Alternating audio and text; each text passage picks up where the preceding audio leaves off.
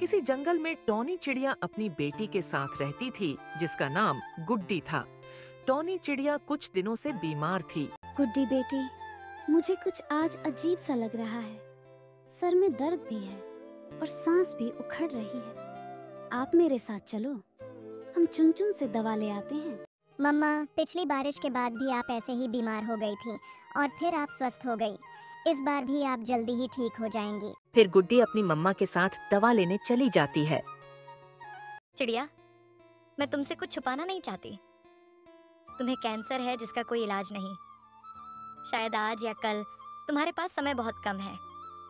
मुझे माफ करना, मैं कुछ नहीं कर सकती। रोती हुई टॉनी चिड़िया चुन-चुन की सारी बातें सुन रही थी। मेरी बेटी बाहर बैठी है।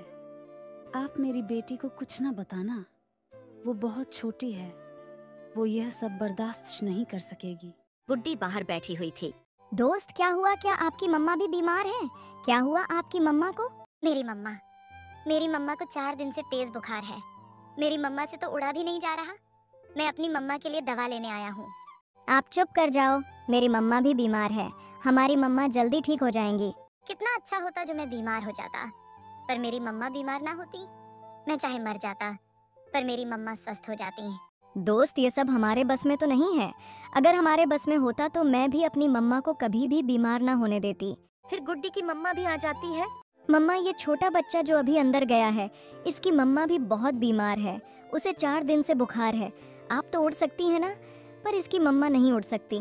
फिर गुड्डी और उसकी मम्मा घर चली जाती हैं। गुड्डी बेटी, आप घर में ही रुके, मैं अभी आती हूँ।